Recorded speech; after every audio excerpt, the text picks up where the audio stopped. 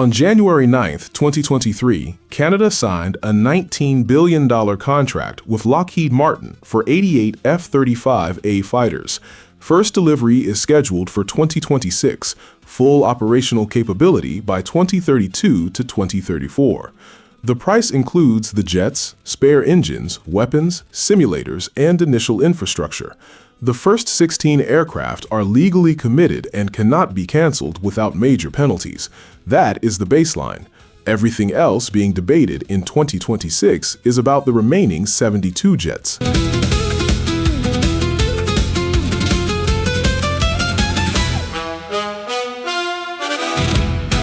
The Parliamentary Budget Officer's March 2024 report puts the acquisition phase at $19.8 billion. Operations and sustainment over 30 years is estimated at $53.8 billion.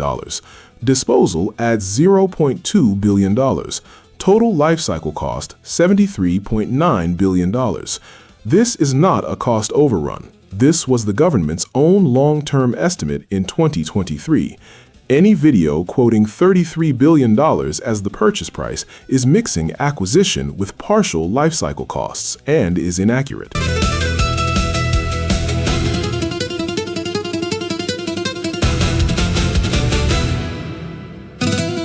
In March 2025, Prime Minister Mark Carney ordered a formal review of the F-35 program after the United States reimposed 25% tariffs on Canadian steel and aluminum.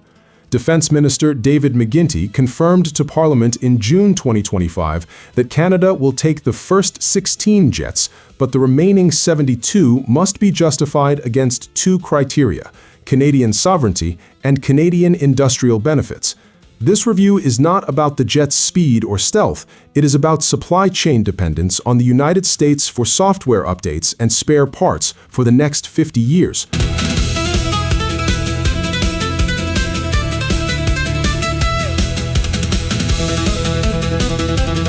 The F-35A has been cold weather certified to -40 degrees Celsius at Eielson Air Force Base, Alaska since 2018.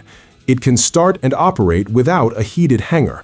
The actual Arctic limitation is maintenance of its stealth coating, which requires climate-controlled shelters after repeated freeze-thaw cycles.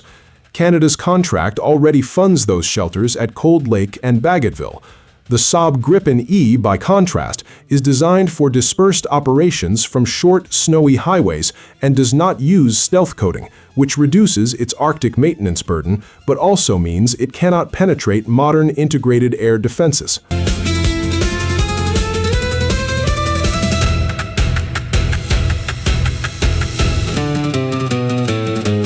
The U.S. Department of Defense 2024 data places the F-35A at approximately $33,000 USD per flight hour, with a target of $25,000 by 2030. Saab markets the Gripen E at around $8,500 USD, but independent European Air Force analyses, including Dutch studies, place a realistic combat-configured cost at $13,000 to $15,000 USD per hour. The gap is significant, but not 6-to-1. Over a 30-year life at the RCAF's planned usage rate of about 167 hours per jet per year, that difference represents several billion dollars, not tens of billions.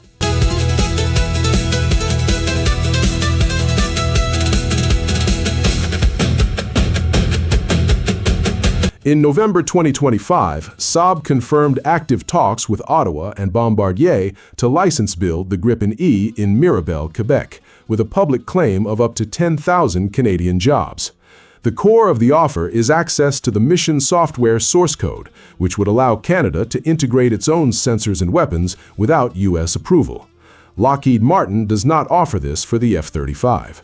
The choice for the 2027 budget is therefore threefold, and all three are still speculative.